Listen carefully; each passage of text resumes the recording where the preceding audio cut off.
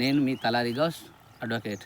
ఈరోజు మన టాపిక్ ఏంటంటే మిత్రులారా, ఈ కొంతమంది 1, 2 సెకండ్లు 5, 10 సెకండ్లలో ఇన్స్టాగ్రామ్ ద్వారా అడ్వకేట్స్ చాలామంది ఒక డైవర్స్ పిటిషన్ ఫైల్ చేస్తే ఆ 13B అనేది ఒకలా ఉంటుంది, 13A హిందూ మ్యారేజ్ యాక్ట్ ఒకలాగా ఉంటుంది అనే విషయాన్ని షార్ట్కట్లో చెప్పి క్లయింట్లని తప్పుదోవ పట్టిస్తున్నటువంటి కొంతమంది అడ్వకేట్స్ తప్పుగా అనుకోవద్దు. ఎందుకంటే ఒక పిటిషను ఒక కేసు ఫైల్ చేస్తే దానికి ఉన్నటువంటి శ్రమ ఎంత విపరీతమైన బాధలు ఉంటాయి అనేది అడ్వకేట్స్ పూర్తిగా చెప్పినట్లయితే ఆటోమేటిక్గా క్లయింట్స్కి, ప్రజలకి, తెలుసుకునే మిత్రులకి అందరికీ కూడా కొంచెం మంచి పనిని చేసినట్లు అవుతుంది. కానీ కొంతమంది 2, 3 నిమిషాలలో పిటిషన్ వేయగానే డైవర్స్ వస్తుంది.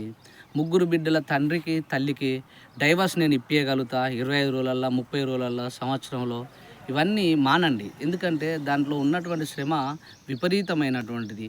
ఒక అడ్వకేట్ ఒకలాగా చెప్పడం ద్వారా చాలా సఫర్ అవుతూ ప్రజలు కానీ, క్లయింట్స్ కానీ ఒక అడ్వకేట్ పైన దాడి జరగడానికి